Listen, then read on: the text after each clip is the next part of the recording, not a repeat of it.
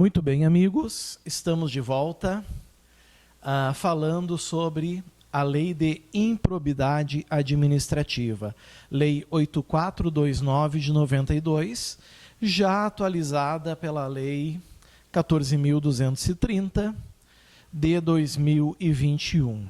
E nós estamos falando da aula, nós estamos na aula 6. Já passamos pela aula 1, pela aula 2, pela aula 3, pela aula 4, pela aula 5. Estamos na aula 6 de 10. Estamos no procedimento administrativo e procedimento judicial. E estamos também já dentro dos blocos da aula 6. Já foi bloco A, já foi bloco B, já foi bloco C, já foi bloco D, já foi bloco E, e agora nós estamos no bloco F, certo? Estamos nessa transição onde nós estamos agora pegando mais forte no procedimento judicial. Estamos no parágrafo 16. Acompanhem comigo, por gentileza. Vamos junto. A qualquer momento, pessoal, cuidem, a qualquer momento é na sentença? Não. A qualquer momento é até inicial? Não. A qualquer momento é até a contestação? Não. A qualquer momento tem que ser na sentença? Não. A qualquer momento é até a sentença? Não.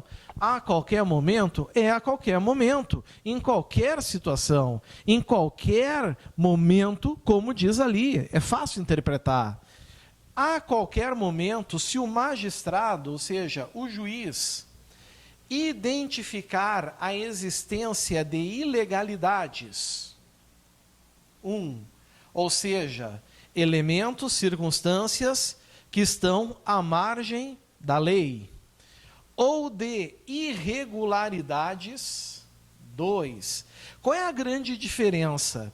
As ilegalidades, pessoal, estão no texto da lei material, certo? Da própria lei de improbidade, dos tipos de improbidade administrativa, artigo 9º, 10º, 11, ok? E irregularidades administrativas diz respeito ao procedimento, certo? Administrativas a serem sanadas sem que estejam presentes todos os requisitos para a imposição das sanções aos agentes incluídos no polo passivo da demanda, poderá, vejam, é uma possibilidade do juiz, desde que ele fundamente. Isso quer dizer decisão motivada, desde que o magistrado fundamente converter, ou seja, transformar a ação de improbidade administrativa em ação civil pública. Ou seja, vai cair por terra as sanções da Lei 9429 de 92 e vai passar a existir a possibilidade das sanções da ação civil pública. Só que essas sanções, olha que legal, não nos interessam, porque o que nos interessa é a Lei 8429 de 92, certo? A Lei de Ação Civil Pública está aqui, né? Lei 7347, de 24 de julho de 1985. Ok? Ou seja, se não for possível impor as sanções da lei de improbidade por ilegalidade ou irregularidade no procedimento, o juiz simplesmente pode converter, certo? Como vocês estão vendo aqui, a ação de improbidade por ação civil. O recurso é o mesmo que a gente viu quando o juiz rejeita uma preliminar. É o mesmo quando o juiz rejeita a preliminar. Está aqui, ó, parágrafo 17. Da decisão que converter a ação de improbidade em ação civil pública, caberá agravo de instrumento. Muitos talvez perguntem, professor, o que é o agravo de instrumento? Não nos interessa, certo? Não é o ponto aqui importante, não é a essência da nossa aula de improbidade. Saber o que é agravo de instrumento, na verdade, é tema de aula de processo civil. Então, não é o que nos interessa nesse instante. Só arrumar uma coisinha aqui. Prontinho. Bom, parágrafo 18. Dando sequência procedimental. Ao réu, o réu é o acusado, né? Ao réu será assegurado o direito de ser interrogado. Pessoal, assim, ó, algumas expressões, elas sempre são direcionadas ao réu. Sempre. Por exemplo, citação. Só o réu é citado. Testemunha não é citada, vítima não é citada, só réu é citado. Outra palavrinha que sempre vai remeter a réu, e vocês têm que lembrar disso em prova, é interrogatório. Somente réu é interrogado. Vítima é ouvida. Testemunha é inquirida. Réu é interrogado. Então, ao réu será assegurado, agora olhem aqui, o direito de ser interrogado. Pessoal, se o interrogatório é um direito, ele pode ser exercido ou não. Ninguém pode ser obrigado a exercer um direito, porque se tu é obrigado a exercer um direito, não é direito, é um dever. Então, o réu, ele é interrogado se ele quiser, ele fala se ele quiser. Certo? Tanto que diz aqui o final, ó. Ao réu será assegurado o direito de ser interrogado sobre os fatos de que trata a ação, e a sua recusa ou o seu silêncio não implicarão confissão. O seu silêncio não pode ser usado em seu prejuízo. Por quê, pessoal? Primeiro, porque o interrogatório é um direito. Segundo, porque existe uma máxima que vale para toda a lei no Brasil, encabeçada pela Constituição Federal e ainda emanada por tratados internacionais de direitos humanos, como o Pacto de São José da Costa Rica, que alega, que estabelece que ninguém é obrigado a produzir prova contra si. Certo? Então, cuidem com esse parágrafo 18, porque as chances de cair em prova são muito grandes. Certinho? Show de bola.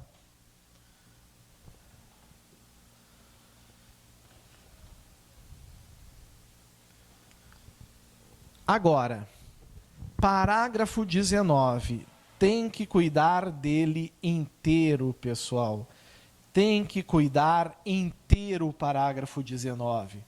Porque as chances dele cair em prova é muito grande. Porque é o tipo de legislação, tipo de dispositivo do examinador preguiçoso. Ele bota lá a questão: não se aplicam na ação de improbidade administrativa. Pega esses incisos e troca uma palavrinha ou outra. Quem decorou, quem memorizou a lei de improbidade vai ter uma grande facilidade. Mas aquele que estuda de uma forma sistêmica, talvez vai ter maior dificuldade. Então, cuidado. Não se aplicam na ação de improbidade administrativa. 1. A presunção de veracidade dos fatos alegados pelo autor em caso de revelia. Vou explicar para vocês como isso funciona.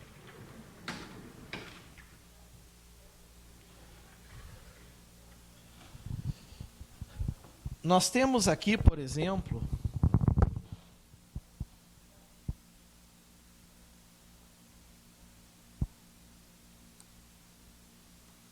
tá? Uma ação... Não. Nós temos uma ação civil que é regulada pelo Código de Processo Civil, pelo CPC. Certo? Está aqui. Pelo Código de Processo Civil.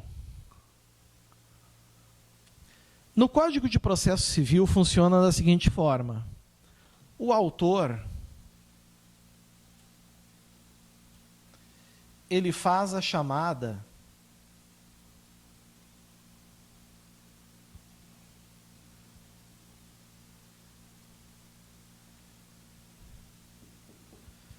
tá? Ele usa a chamada petição inicial. Na petição inicial, ele vai ter que seguir todas as regras do Código de Processo Civil para ela ser válida. Ok? Daí, essa inicial vai ser encaminhada até o réu para ele realizar a chamada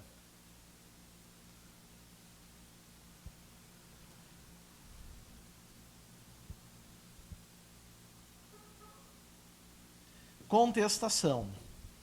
E o que o réu precisa fazer nessa contestação? Ele precisa rebater tudo aquilo que está na inicial. Ele precisa se defender dos fatos que estão na inicial. E quando ele não se defende dos fatos que estão na inicial, quando ele silencia de toda a inicial ou de algumas partes, nós temos a chamada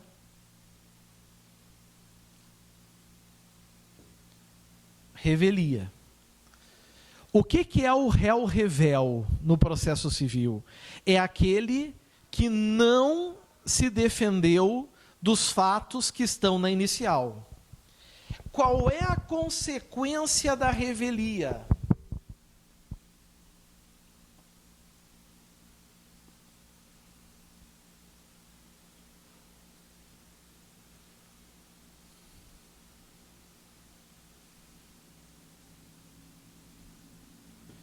Presunção de veracidade.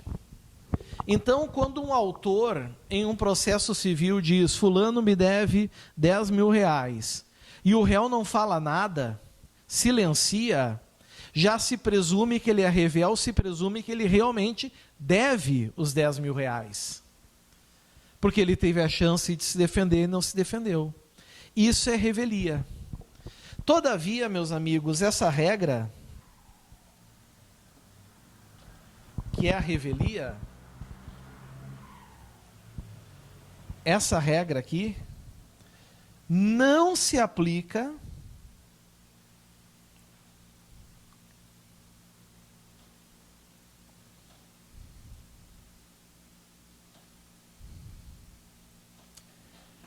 na ação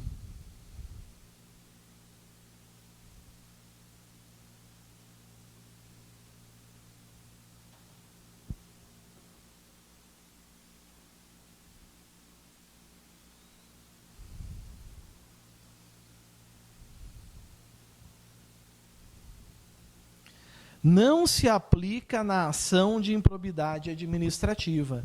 Significa que se o réu não contestar, total ou parcialmente, os fatos não se presumem verdadeiros. Questão boa para cair em prova, não é verdade? É só vocês olharem aqui, ó.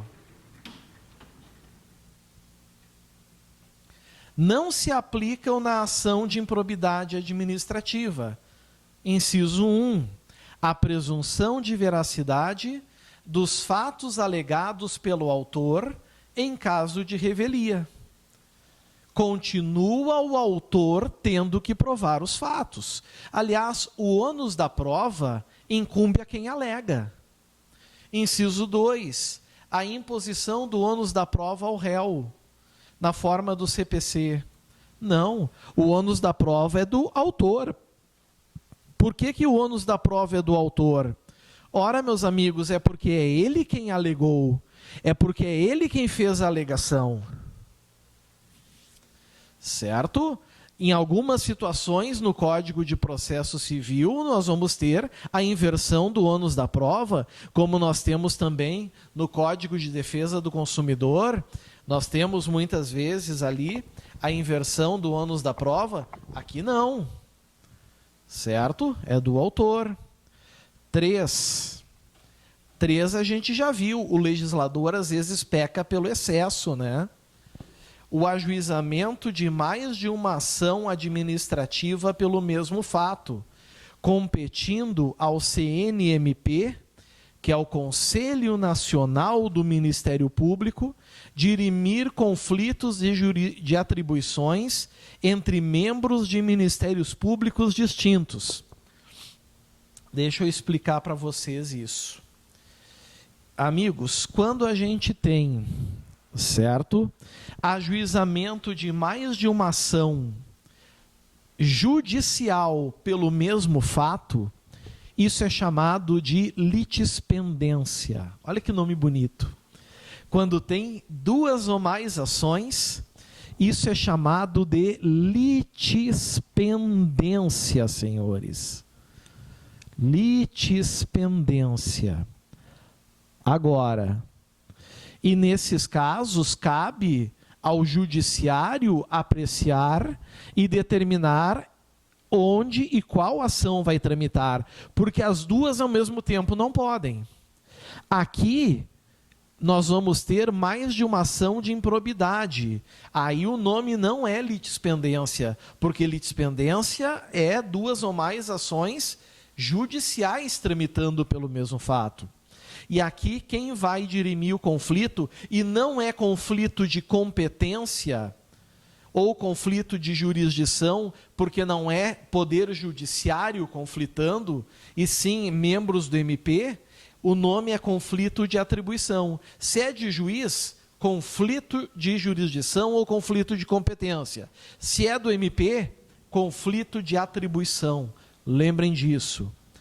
Entre membros de ministérios públicos distintos. Certo? Inciso 4. Inciso 4.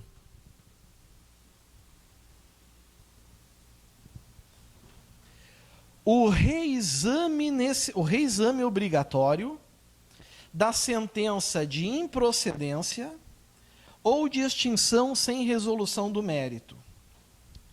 Senhores, prestem atenção. Na ação civil, tá? Quando, no final, o juiz declara improcedente a ação, existe o chamado reexame necessário, ou reexame obrigatório, ou seja, o juiz, mesmo que ninguém recorra, o juiz precisa enviar o processo para a instância superior, para o tribunal. Ele é obrigado a fazer isso por lei. Do mesmo jeito, quando ocorre a extinção sem resolução do mérito, tem que enviar a ação civil para o tribunal, mesmo que não tenha havido reexame voluntário, ou seja, que as partes tenham recorrido. Aqui não ocorre.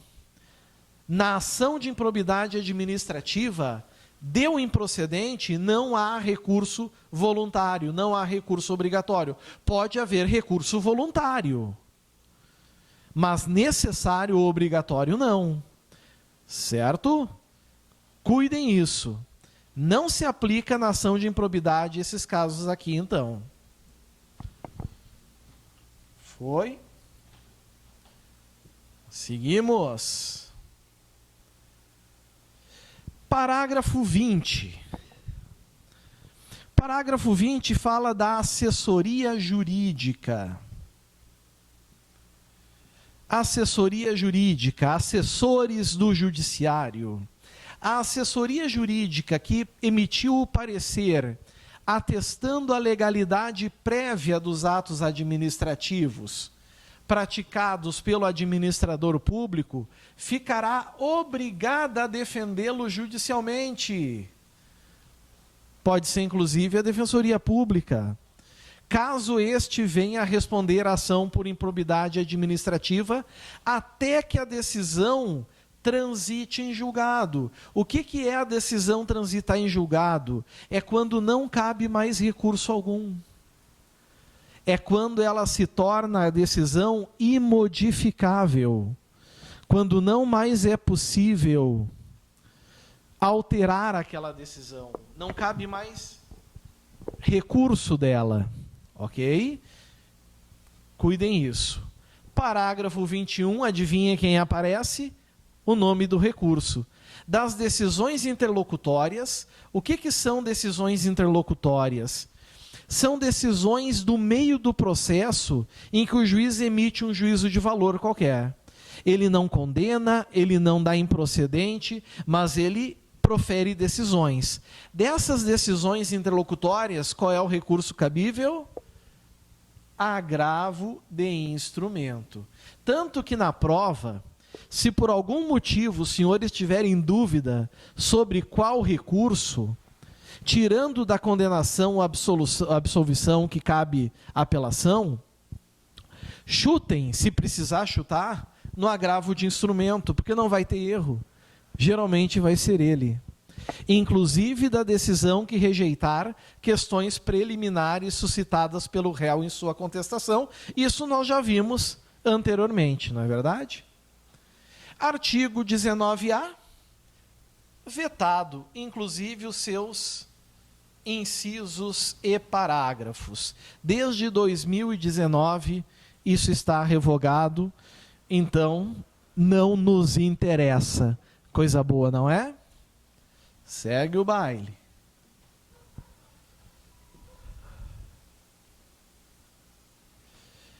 Artigo 17b. Agora nós temos uma grande novidade. E essa novidade, pessoal, ela surgiu 2 anos depois de uma novidade no Código de Processo Penal, que falava sobre o acordo de não persecução penal. A diferença é que aqui, meus amigos, na Lei de Improbidade Administrativa, na 8429 de 92, certo? O que nós temos, na verdade, é o chamado acordo de não persecução civil. Podem ver.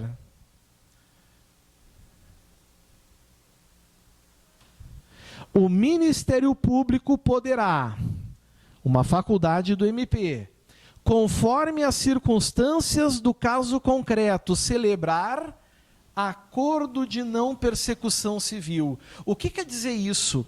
Acordo de não persecução civil significa que o Ministério Público não ingressará com a ação de improbidade contra o réu, mesmo que o Ministério Público vislumbre um ato de improbidade administrativa. Então, atenção, dependendo das circunstâncias, o Ministério Público, mesmo percebendo a hipótese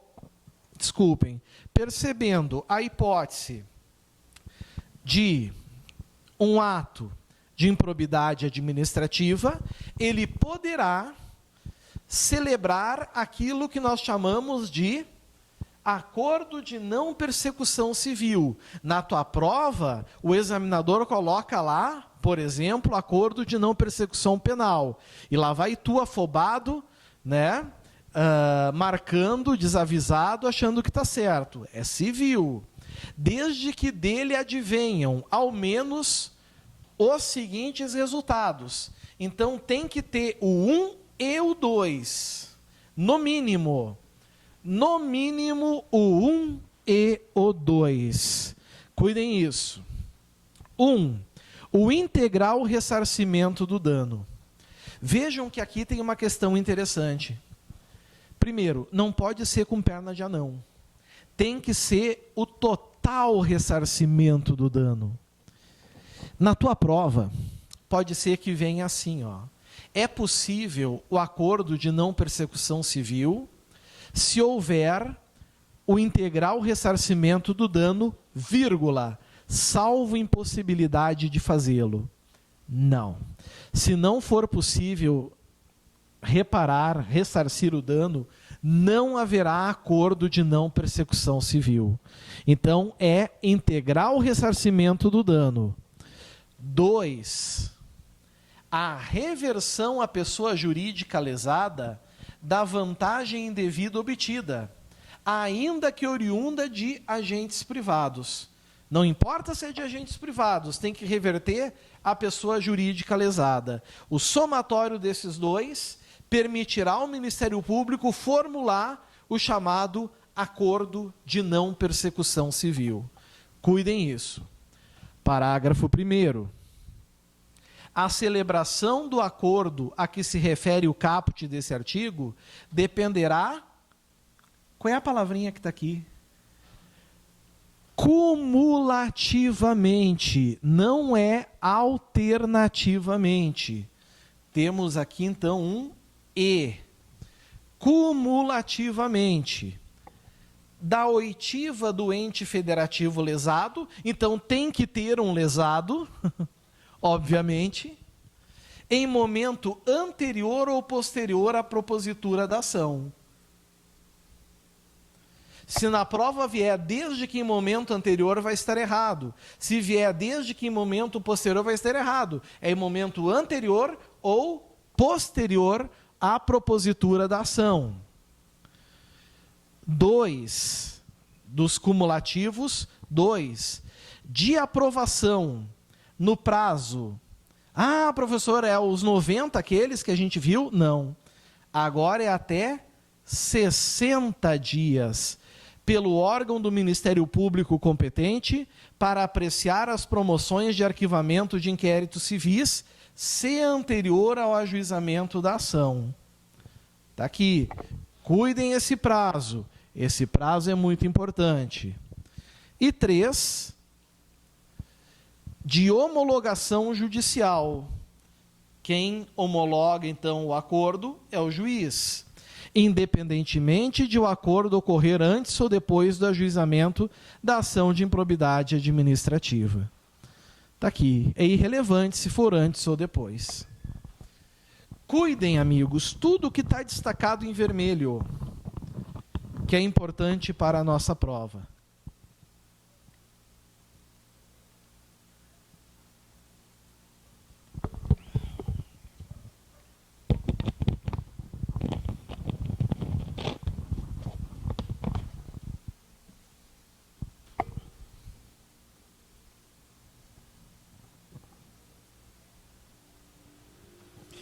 Parágrafo 2º. Só ver como é que nós estamos aqui.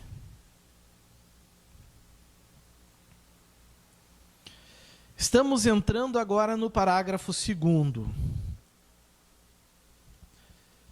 Certo? Falando ainda do acordo.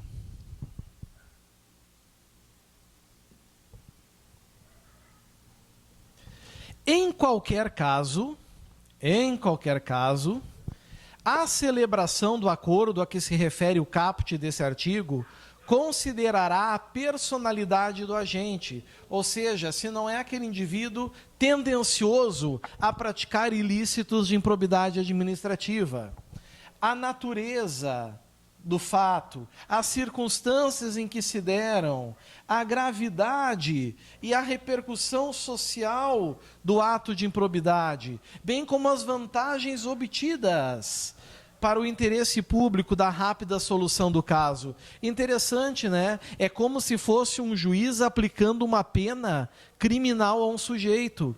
Lá do artigo 59 do Código Penal, o juiz atendendo aos antecedentes, às circunstâncias, né, à personalidade, do mesmo jeito se aplica aqui. Cuidem esses elementos do parágrafo 2º. Parágrafo 3º.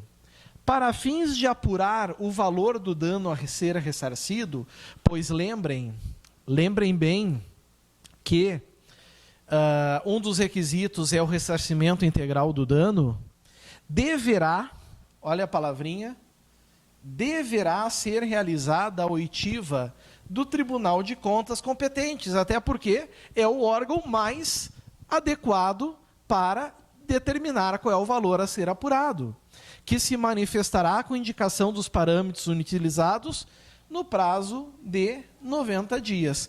Quando fala prazo de 90 dias, significa prazo de até 90 dias. E parágrafo 4º, o acordo a que se refere o caput desse artigo poderá ser celebrado no curso da investigação de apuração do ilícito, ou seja, não precisa ter concluído as investigações, pode ser no curso das investigações, no curso da ação de improbidade ou até mesmo no momento de executar a sentença condenatória. Curioso isso, pessoal. O cara que conseguir ser condenado e ter que cumprir o ato de improbidade, ele é muito herói. Porque o acordo de não persecução civil pode se dar a qualquer momento.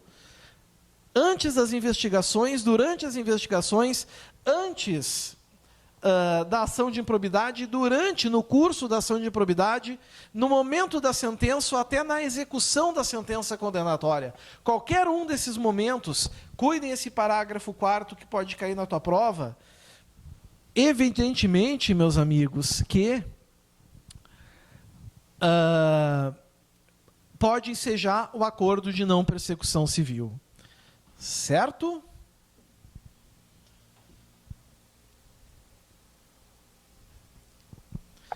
Ainda estamos falando do acordo. Então, eu vou seguir aqui nesses slides. Muita atenção, senhores. As negociações para a celebração do acordo, que se refere o caput, que acordo é esse? Acordo de não persecução civil.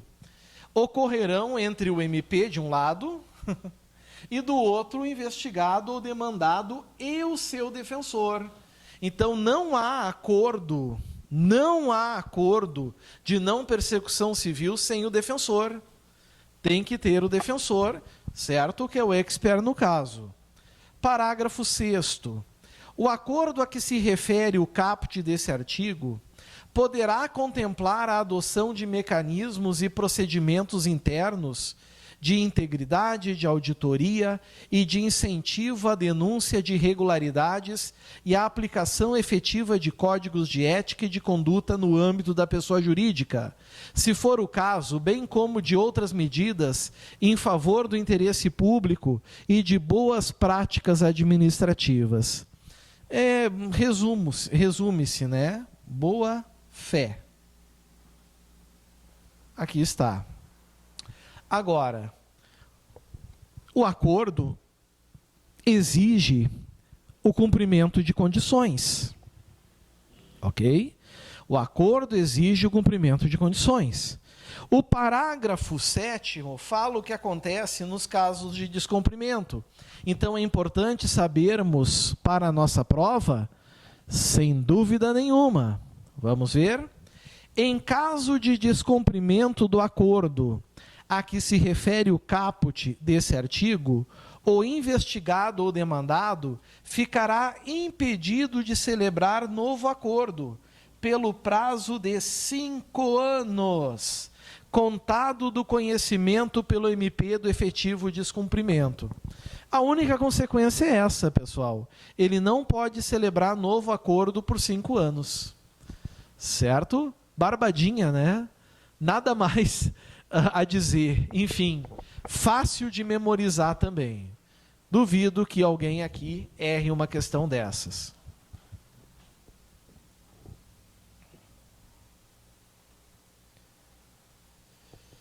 Bom, estamos agora no artigo 17C. Mas pelo que eu estou analisando aqui, pessoal, o artigo 17C exige um bloco novo para nós. Vamos dar uma relaxada, vamos dar uma descansada, tomar um cafezinho, um chazinho. Daqui uns minutinhos estamos de volta. para dar sequência a essa nossa matéria. Provavelmente, o próximo bloco, que será o bloco G, encerrará a aula número 6, onde nós estaremos aptos para a aula número 7. Aguardo os senhores, um grande abraço, valeu, tchau, tchau.